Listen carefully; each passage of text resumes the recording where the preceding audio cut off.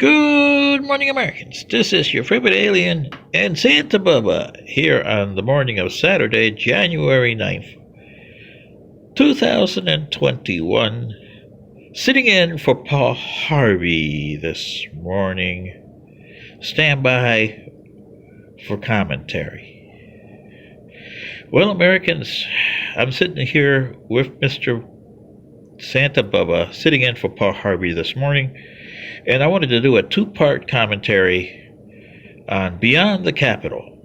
So this is Beyond the Capitol Part 1. Well, since Wednesday, January 6th, we've had the media, we've had the different people saying all kinds of stuff.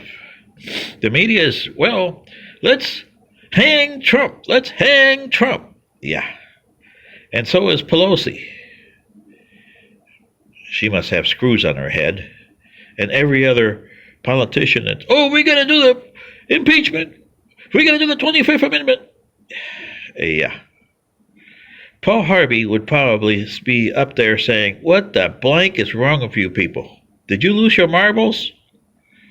And here's why. I'm going to try the best to be a Mr. Paul Harvey today. The media and the people in Congress, both senators and representatives of both sides, have said that this was the worst thing that happened to the United States since 1812, when the British burned down Washington. Really? Are you sure about that? Nobody's breached the Capitol since 1812. Especially Mrs. Pelosi and you House members. You got it breached on March 1st, 1954, by Puerto Ricans who were crazy. They wanted to show Puerto Rican independence because you had passed that gag order or law in 1948 that really angered the Puerto Ricans. So these two crazy four people, one woman, decided to show you guys what it is to be shocked.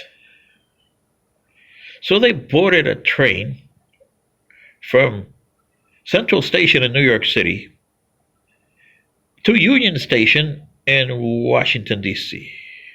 And it was a rainy day, okay? And they were deciding, well, do we go there? No, we don't.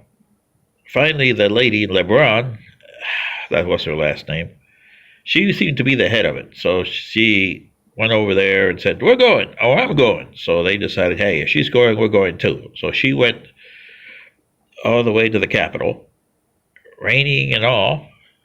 And mind you, they had Lugers and Walter P-38 weapons with a lot of ammunition, and automatic weapons. So, wow, can you imagine the automatic weapons in 1954? Woo!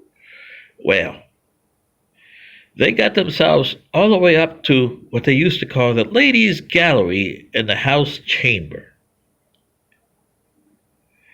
And all of a sudden you see Miss LeBron get up, Puerto Rican independence, and she unfurls a Puerto Rican flag. And the other guys started shooting. And by the way, the House was debating a Mexican economy thing going on there on March 1st, 1954. 5 representatives got hit. Not one of them died. But they were serious hit. One guy got hit in the chest, one guy got hit in the back, one in the arm, one in the leg. Anyway, the Capitol Police were swift and arrested all 4 of them. In the trial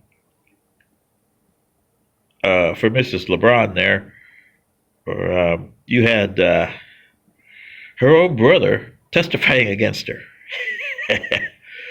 They're the only ones that did the testifying for themselves on their defense. So then you had 7 men, 5 women on the jury, which even today their jury members are sealed. So you don't know who was on that jury, okay? And they brought them all guilty. except for Miss LeBron.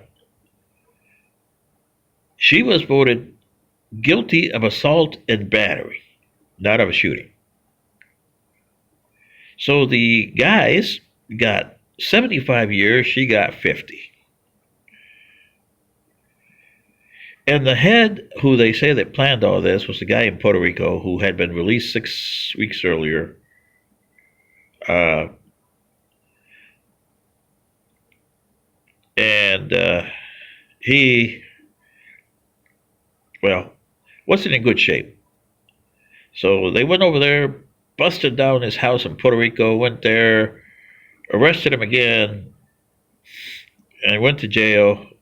He died in 1965 of a stroke. He wasn't in no condition to do anything.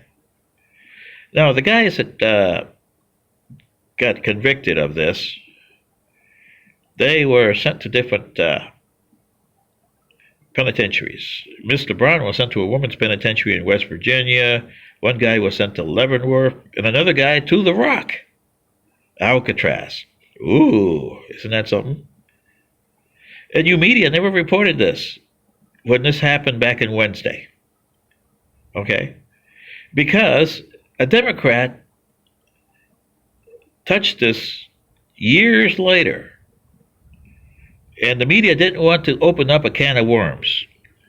The Democrat, James Earl Carter, commuted 4 of those guys' sentences in 1979, a year earlier. Or 1978, pardon me.